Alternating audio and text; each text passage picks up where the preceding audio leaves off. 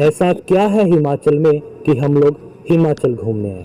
जी हाँ, स्वागत है आप सभी का हमारे इस खास कार्यक्रम में जिसका नाम है ऐसा क्या है। इसी मुहिम के तहत हम हिमाचल की वो सभी जगहें जो अभी तक प्रकाश में नहीं आई हैं या फिर लोग उनके बारे में कम जानते हैं, हमारा मकसद उन जगहों के बारे में लोगों को बताना है ताकि उन जगहों पर टूरिज्म को बढ़ावा मिल पाए।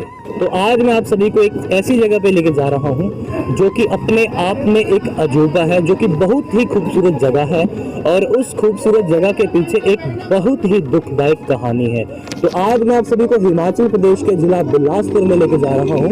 तो वहाँ की कहानी जो है वो मैं आप सभी को वहीं पे जाके ही बताऊंगा, पर बता दूं उस जगह का नाम रुक्मणी कुंड है। तो हमारे कुछ दर्शक जो हैं वो रुक्मणी कुंड नाम सुन के जान चुके होंगे कि मैं किस जगह की बात कर रहा हूँ और मैं किस जगह पे जा रहा हूँ। तो जिन लोगों को नहीं पता है उन लोगों को मैं वहाँ पर जाकर ही बताऊंगा और बता दूं कि बहुत ही प्यारी जगह है। जितनी प्यारी जगह है उतनी ही खतरनाक, उतनी ही दुखदायक वहाँ की कहानी है। तो वहाँ की कहानी जो है मैं आपको वहीं पे जाके बताऊंगा। तो ज़्यादा इंतज़ार नहीं मैं आप सभी को करवाऊंगा, तो आइए चलते हैं।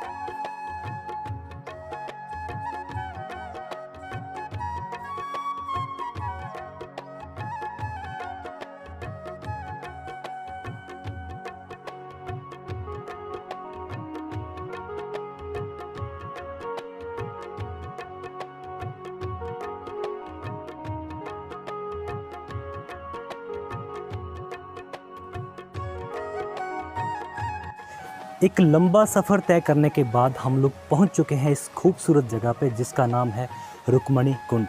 वीडियो की स्टार्टिंग में जैसे ही मैंने आप सभी को बताया था कि मैं आप सभी को एक बेहद खूबसूरत जगह पे लेके जाने वाला हूं जिसका नाम है रुक्मणी कुंड। तो मेरे पीछे का नज़ारा आप लोग देख सकते हैं, यही वो जगह है जिसका नाम है रुक्मणी कुंड। तो दोस्तों, जैसे कि पता ही है आपको कि हर खूबसूरत जगह के पीछे कोई ना कोई कहानी ज़रूर होती है। तो इस खूबसूरत जगह के पीछे भी एक कहानी है। बात उस समय की है भारतवर्ष में राजा महाराजाओं का काल हुआ करता था। तो एक समय की बात है, इस जगह पर मतलब कि जितने भी आसपास के गांव हैं सभी जगह पे सूखा पड़ चुका था। पानी की बहुत ज़्यादा किल्लत हो चुकी थी, मतलब एक बूंद पानी की पीने के लिए भी नहीं थी। लोगों का मरना शुरू हो चुका था और लोग काफ़ी ज़्यादा संकट में थे। एक दिन की बात है, यहाँ पर एक राजा जी हुआ करते थे। वो राजा जी जब सोए हुए थे तो आधी रात को उनको एक स्वप्न आता है। तो उनके स्वप्न में उनकी कुल देवी प्रकट होती है। कुल देवी उनके सपने में आके बोलती है कि राजा जी, अगर आपको आपके इलाके में पानी की किल्लत ख़त्म करनी है, अगर आपको आपके इलाके में पानी चाहिए तो आपको अपने किसी प्रिय की बलि देनी होगी। जब राजा ने पूछा कि माँ, किस प्रिय की बलि आपको चाहिए, तो जो उनकी कुल देवी है उन्होंने कहा कि राजा, मुझे आपकी पुत्र की बलि चाहिए।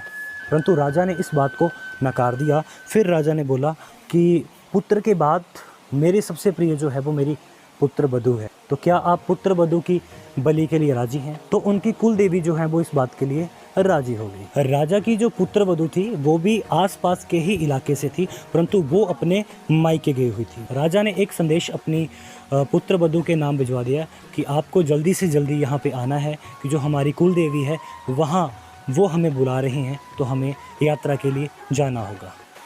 वहीं उनकी पुत्र वधू मेले में जाने की तैयारी कर रही थी, परंतु जैसे ही उसे राजा का संदेश मिलता है वो मेले में जाने के लिए रुक जाती है और घर आने की तैयारी कर लेती है। वो अपने घर पे अपनी माँ से कहती है कि माँ, मुझे घर से संदेश आया है कि मुझे घर पर आज ही पहुंचना है, परंतु उनकी माँ जो है वो उन्हें रोक देती है जाने से कि आज नहीं जाना है क्योंकि आज मंगलवार है। बता दें आप सभी को कि हिमाचल प्रदेश में मंगलवार को कहीं आने जाने के लिए बहुत ही बुरा दिन माना जाता है। तभी उनकी माँ ने उनको मना किया कि बेटी आज मंगलवार है, आज रहने दे, आज तो मत जा। परंतु जो रानी रुक्मिणी थी उन्होंने अपनी माँ की एक ना मानी और अपने ससुराल के लिए कूच कर गई। जब रानी रुक्मिणी अपने महलों में पहुँचती है तो उन्हें वहाँ पर आकर पता चलता है कि उन्हें कुल देवी के दर्शन करवाने के लिए नहीं बल्कि बलि देने के लिए यहाँ पर बुलवाया गया है। तो उसके बाद यह जो जगह आप लोग देख रहे हैं ये रुक्मिणी कुंड, तो इसी जगह पर उनको लेके आया गया। दोस्तों मेरे ठीक पीछे इसी जगह पर रानी रुक्मिणी जी को जो है वो जिंदा दीवारों में चिनवा दिया गया था। तो दोस्तों इसी जगह पर रानी रुक्मिणी को जिंदा दीवारों में चिनवा दिया गया था। उसके बाद यहाँ पर जो है वो पानी भर आया था। बता दें आप सभी को कि आज के ज़माने में अभी भी ये जो पाइपें आप पीछे देख रहे हैं, इस कुंड का पानी यहाँ के 10-12 गांव जो है वो पीते हैं। इन्हीं कहानियों में एक कहानी ये भी है कि रानी रुक्मिणी जी का एक बेटा था जो उनके वियोग में मर गया था। इसी जगह पर उनका बेटा जो है एक सांप के रूप में घूमता है, ये यहाँ के स्थानीय लोगों का कहना है। इस कुंड के पानी से यहाँ के स्थानीय लोगों को जल की आपूर्ति होती है, परंतु रानी का जो मायका था, रानी का जो मायका पक्ष है वो आज भी यहाँ का पानी नहीं पीता है, क्योंकि उनका कहना है कि यहाँ उनकी बेटे की बलि दी गई थी, तब ये पानी निकला है। और आप इस कुंड के पास ये जो घास देख रहे हैं, यहाँ पर परांदे वगैरह बांधे गए हैं। यहाँ के लोगों का मानना है कि ये रानी के बाल हैं और वो इन बालों का श्रृंगार करते हैं।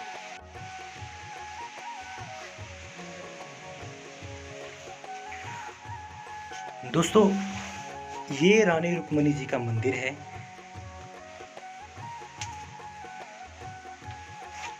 ये माता रुक्मिणी जी हैं जिनको समर्पित ये मंदिर है। आज इन्हीं की कुर्बानी की वजह से यहाँ पर जो है पानी निकला है। बता दूं आप सभी को कि बैसाखी के दिन यहाँ पर बहुत भारी एक मेला लगता है, जहाँ पर बड़ी दूर दूर से लोग स्नान करने आते हैं। और एक बात, यहाँ पर जो जितने भी लोकल लोग हैं उनका मानना है कि जितने भी युवक युवतियाँ जिनकी शादी रखी गई है वो यहाँ पर आके स्नान करते हैं और उनका स्नान यहाँ पर करवाना ही होता है, जिससे उन पर आने वाली कोई भी बला हो वो टल जाए। तो दोस्तों ये था रुक्मिणी कुंड और पीछे माँ रुक्मिणी को समर्पित ये मंदिर है। और यहाँ पर देख सकते हैं कपड़े धोने के लिए, नहाने के लिए खास प्रबंध जो है वो यहाँ पर किया गया है। और एक बार फिर से आप नज़र दौड़ा लें, मेरे पीछे ये रुक्मिणी कुंड है। और इसी के साथ वीडियो की समाप्ति मैं करूँगा। उम्मीद है आप सभी को वीडियो पसंद आई होगी और आगे भी इसी तरह की वीडियोस देखने के लिए बने रहें हमारे साथ। हमारे चैनल को सब्सक्राइब कर लें ताकि आपको आने वाली हमारी हर अपडेट जो है वो मिल जाए। तो एक बार फिर से इस प्यारी सी जगह का प्यारा सा व्यू और यहाँ का कितना सुंदर ये दृश्य है, और सुंदर दृश्य के साथ आप लोगों ने सुनी यहाँ की दुखदाई कहानी। दोस्तों इसी के साथ मुझे दे इजाज़त, मिलेंगे नेक्स्ट वीडियो में। जय माता।